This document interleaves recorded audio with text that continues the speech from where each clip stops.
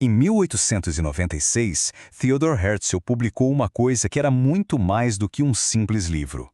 Era, na verdade, um manual de instruções, um plano de negócios detalhado para a criação de uma nação. Essa ideia nasceu de uma crise muito profunda, e não só propunha uma solução, mas desenhava um caminho que prometia, literalmente, mudar o curso da história. Vamos mergulhar em como essa ideia foi estruturada. A força da proposta do Herzl começa com essa afirmação aí, que é quase uma declaração de existência. O argumento dele era o seguinte: séculos de identidade compartilhada, e principalmente de sofrimento compartilhado, não formavam apenas uma comunidade religiosa, formavam um povo, uma nação. E uma nação, segundo ele, precisava de uma solução política moderna. Para a gente entender bem o plano, vamos seguir o raciocínio dele passo a passo.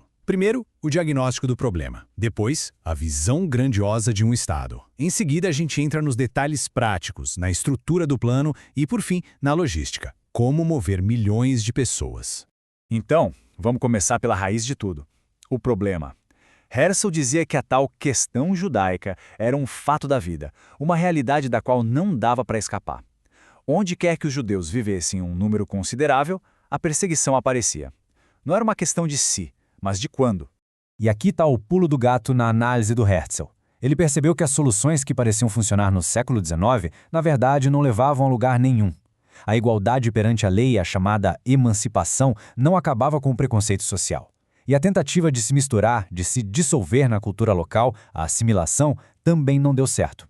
A perseguição, ele notou, só mudava de cara, mas continuava lá, firme e forte.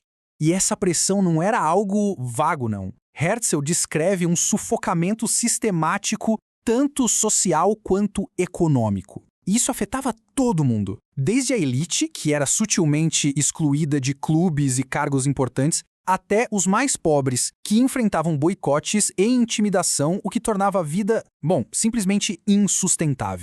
Agora, atenção, porque este é um ponto crucial no diagnóstico dele.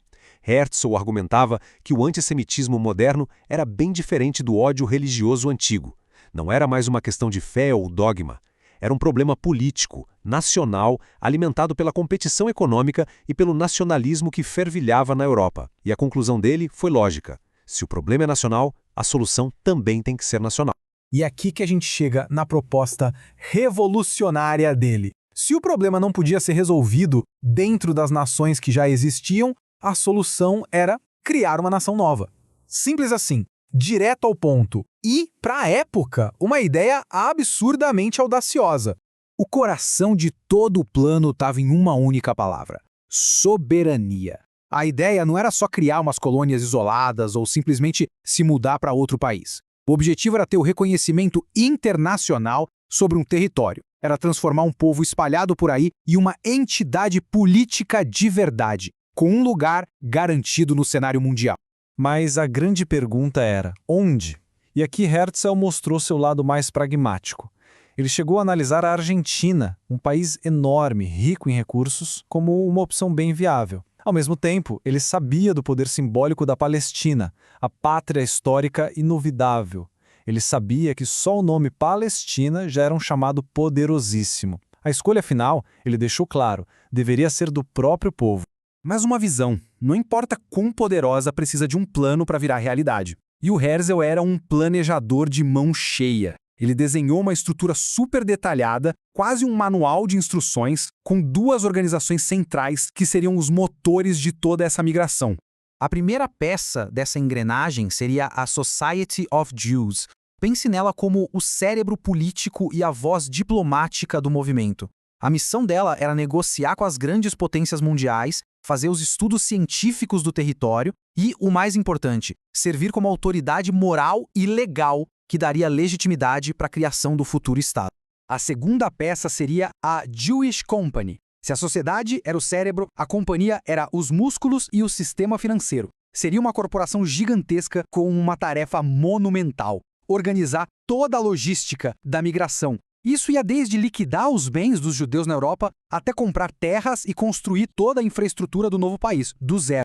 Então, o ponto crucial aqui é essa divisão de trabalho bem clara. A sociedade traria a legitimidade política e a direção, enquanto a companhia forneceria os meios práticos, o dinheiro, para fazer acontecer. Uma garantiria o porquê e a outra o como dessa empreitada gigantesca.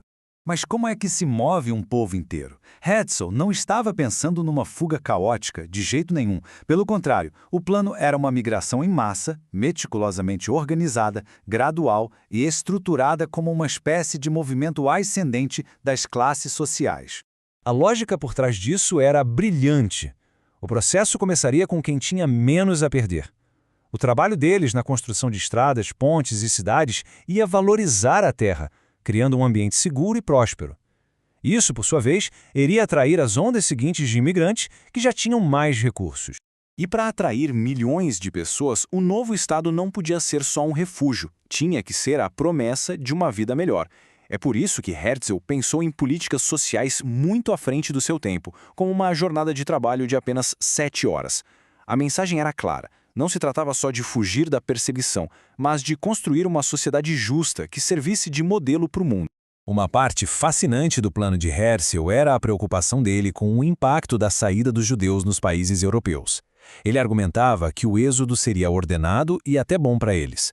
A Jewish Company garantiria que a venda de propriedades não causasse uma crise econômica. E para os governos europeus, a promessa era resolver de forma pacífica o que eles mesmos chamavam de a questão judaica. No fim das contas, a mecânica era essa. O antissemitismo na Europa seria a força que empurra a necessidade de sair. E a promessa de uma vida digna, livre e próspera num Estado moderno e soberano seria a força que puxa a tal oportunidade irresistível. No final, Herzl sabia que nenhum plano, por mais genial que fosse, poderia funcionar sem o ingrediente mais importante de todos, a vontade do povo. A proposta dele não era uma profecia. Era um chamado para a ação. Era um convite para que o próprio povo judeu tomasse as rédeas do seu destino e transformasse um sonho de séculos numa realidade política. Independentemente do que se pense sobre as consequências de tudo isso, o plano de Herzl é um testemunho impressionante do poder de uma ideia. Mostra como um conceito, quando ele é bem articulado, com paixão e com um plano detalhado, pode realmente mobilizar pessoas e redesenhar o mundo. A questão que fica para a gente pensar é: que ideia poderosa está sendo desenhada agora e que pode moldar o futuro?